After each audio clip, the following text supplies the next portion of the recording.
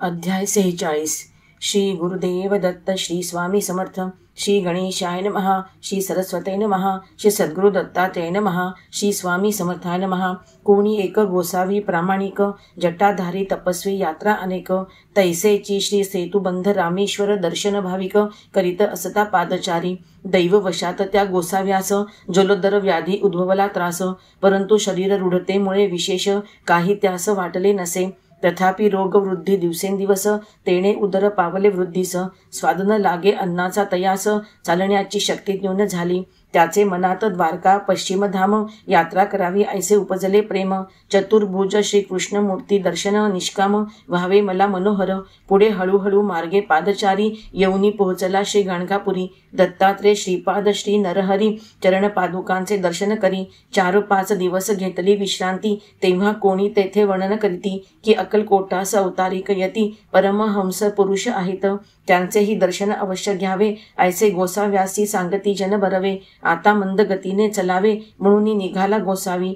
गाणगापुराहून 10 दिवसात जलोदर व्याधीस पातला प्रज्ञापुरात। दत्तात्रेय गुरूंचा शोध करीत मुरलीधराचे देवळात उतरला, तेव्हा नव्या मिरीचे काठावर स्थित होते त्रैमूर्ती अवतार। ऐसे गोसाव्यास कळताच सत्वर ईश्वर दर्शनार्थ पातला। त्या काळी प्रभुरायांजवळ उभे होते लोक पुष्कळ, त्यांना सांगती योगीद्र दयाळ त्या वैराग्यासी मार्ग द्या हो। वैराग्याचा तुम्ही धरुनी कर व्यवस्थेने आणावे तयासी येथवर। जगद्गुरूच्या आज्ञेनुसार हाती धरुनी तयास आणिले। श्री स्वामींच्या समोर उभे केले मुनीश्वर वैराग्यास देखुनी हसले। गोसाव्याने चरणार विंद नमिले तेव्हा बदले विश्वप्रिय गुरु। काहो बैरागी बुवा तुमची इच्छा आहे ना द्वारकेसी जाण्याची, श्रीकृष्ण भगवंत दर्शनाची सगुण मूर्ती मनोहर। तुमची ती कृष्ण दर्शनाची लालसा पूर्ण होईल असू द्या भरवसा। हे प्रभू वाक्य परिसोनी प्रबल ठसा अंतरी पटला वैराग्यास। त्या कडुनिंब वृक्षाची पर्णे जाण त्वा निशंक करावी सद्यस भक्षण। प्रभूंचे अमृतमय वचन श्रवण करून निंबपत्रे भक्षिली त्याने। अहो कडुनिंब पत्रे मुखीन घालवती ती मधु शर्कराधिक गोड लागती। भक्षुनीय आश्चर्य मानिती बैरागी आणि सर्वत्र लोक। अमृततुल्य स्वाद अनुभवून गेले ऐसे दिवस 3। तेव्हा गोसाव्याचे उदर अगदी लहान हलके झाले व्याधीहीन। उदरातील जडत्व रोग भार गेला, त्या योगे आरोग्य सावधपणा पावला। स्वप्नासारिखा चमत्कार घडला, जलोदर नामही उरले नसे। गोसावी दिसू लागला तेजस्वी, लोक विस्मित झाले मनस्वी। म्हणती योगीश्वर महान यशस्वी, दत्तात्रेय स्वामी समर्थ। वैराग्याचे आनंदास नसे पारावार, ऐसा वरद भक्तवत्सल सुरेश्वर। गोसावी घाली साष्टांग नमस्कार, बसू लागला समीप तो। आरोग्य झालेला गोसावी जोडून कर, उभा त्या सर्वार्थ यामी समोर। दत्तात्रेय नामाचा उच्चस्वरे गजर, त्रैलोक्यभर गाजला। परोपकारार्थ अपार लीलाधारी, सचितानंद परब्रह्म स्वरूप निर्विकारी। वैराग्यास विलोकुनी झडकरी, स्वच्छंदे व्यवहार दाविती। अकस्मात श्रीकृष्ण भगवंत चतुर्भुज सायुध पद्मनाभ शांत। पीतांबरधारी कौतुभ वनमाला सहित, घनश्याम सुंदर मनोहर। द्वारकाधीशाचे स्वरूप यथा सांग, दिव्य तेजस्वी सावळा श्रीरंग। बनले कृष्ण परमात्मा अव्यंग, भक्त कार्यार्थ त्या काळी। गोजिरवाणी मूर्ती लहान, द्वारकाधीशाचे रूप धरिले सगुण। त्याची करणी न कळे जाण, ब्रह्मादिक देवांसी। वैराग्याचे अनन्य भक्तिसव, द्वारकाधीशाचे रूप धरिले अपूर्व। प्रणत भक्त वत्सल करुणार्णव, देवाधिदेव विश्वपती। श्रीकृष्ण जगन्मूर्ती परमानंद, सचित घन नारायण गोविंद। वासुदेव भक्ताभीष्ट वरप्रद, उभा राहिला तिष्ठत। ह्या दर्शन रूप परमानंद काळी, देहस्मृती अहंकृती सर्वांची गळाली। श्रीकृष्ण योगीद्र स्वरूप वृत्ती झाली, संसार भान उडाले। जिकडे पाहावे तिकडे द्वारकाधीश दिसे चोहोकडे। वैराग्यासी वेड भरुनी उडे, नाचे मोठ्या आनंदे। तो दत्तात्रेय स्वामी हृदयस्थ प्रगटून करवी श्री गुरु लीला वर्णन। एके वर्षी पर्जन्य नव्हता म्हणून लोक प्रार्थिती योगी राजा। ऐकुनी सांगिती पुराण पुरुषोत्तम, पर्जन्य सुक्त आणि रेणुका सहस्रनाम।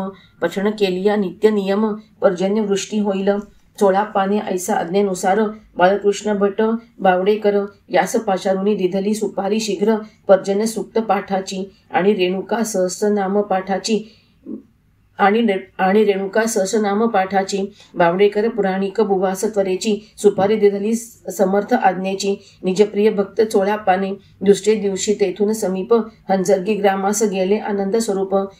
तेथे शिवलिंग स्थानी जाऊन ज्ञानदीप रागे भरुनी विचारित, तुम्ही सदाशिव पार्वती उभयता पर्जन्य वृष्टी कान करिता. असे योगीराज बोलत असता पुष्कळ लोक जमले तेथे. तेथे सहस्रावधी लोक येऊनी सामोरा सन्माने घेऊनी गेले त्रिभुवनेश्वरास. त्यातील मुख्य ग्रामस जोडून करा उसती केव्हा वृष्टी होईल. लोकांस उठून जगदीश्वर गेले शिव मंदिरी सत्वर.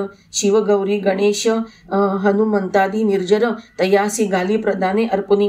पुसती काय हरभरे तुम्हा पाहिजेत, मग हरभरे आणवनी त्वरित. सर्व देवांवरी स्वकरे उधळूनी अवधूत धर्मशाळेत स्थित झाले. इतुक्यात वायू सुटला प्रचंड, आकाशात ढग उपजून शब्द कडकड होऊनी मेघोदक पडू लागले धडधड. दिवस उगवेपर्यंत बहु चोहोकडे झाले पाणी पाणी.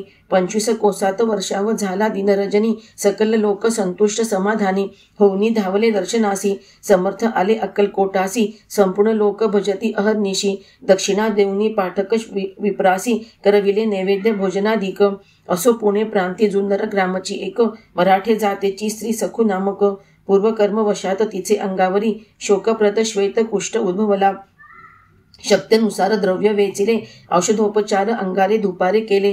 देवासी प्रदक्षिणा पाणी घातले, बहुत दिवसपर्यंत परिगुण नाही. एके समयी एक साधू आला भिक्षेस, तयाचे नाम असे चरणदास. सखूने भिक्षा घालून केले नमनास, कुष्ठरोग नाशार्थ उपाय विचारिला. तो म्हणे, गुरुनाथ अक्कलकोटात वसती दत्तात्रेय अलख निरंजन अवधूत. गिरीधारी ध्वजाधारी पाळिती जगत, भरवसा भारी जयांचा. त्या महापुरुषाचे दर्शन एकवार झालिया नाशक भवसंसार दुर्धर. अथवा स्मरणे रोग संकटे दूर, होती निसंशय मायगे. नंतर कन्येसहित सखुबाई अक्कलकोटासी आली त्वरे पाही. तेधवा स्वामीराज खंडोबाचे देवालयी पुष्कळजनांसह स्थित होते. श्रीफलादी अर्पुन दंडवत घातले सखुबाईने कन्येसहित. अष्टभाव उदेले कंठ सद्गतीत, अंगी रोमाचे उभे राहिले. नंतर समर्थ वदती बाई सखे, दुःख भोगीतसे पर्वतासारिखे. ऐकुनी वृत्त चरणदास मुखे, भातलीस सुखे जाशील. बरे हा पांढरा दगड घेऊन नित्य अंगासी लावित जा उगाळून. या परी आशीर्वचन देऊन रोगशमनार्थ पाषाण समर्पिला. 1 मास लाविता उगाळून, कुष्ठरोग गेला नष्ट होऊन. पुरवत शरीर आरोग्य गौरवर्ण झाले दत्त कृपेने. मग सखुने समर्थांचे पूजन केले शक्त्यनुसार प्रिय समाराधन. कृतकार्य आरोग्य होऊन गेली स्वनगरास संतोषित. असो विनायकराव भिकोबा चित्रे, यास संतान सुख नवते प्रालब्ध तंत्रे. ज्योतिषी साधू वैद्य मंत्रादी सारे, उपाय करूनी थकले ते. तथापि संतान दुर्लभ अप्राप्त, परी श्री दत्तात्रेय स्वामी समर्थ अवधूत. चरणसेवेने स्वल्प काळात कन्या पुत्र संतान लादले योग्य. हे चित्रे गुरुभक्त शांतज्ञानी, भोळे शुद्ध चित्त दयाळू निरभिमानी. यात प्रज्ञापुरी येण्यापूर्वी समर्थानी दर्शन प्रसाद दिधलासे. ऐसी श्री गुरु समर्थांची लीला, अगम्य अतक देवाधिकाला. भवानवी तारक सर्वत्राला, इति षट्चत्वारिंशोऽध्याय समाप्ता. श्री स्वामी समर्थ, श्री स्वामी समर्थ, श्री स्वामी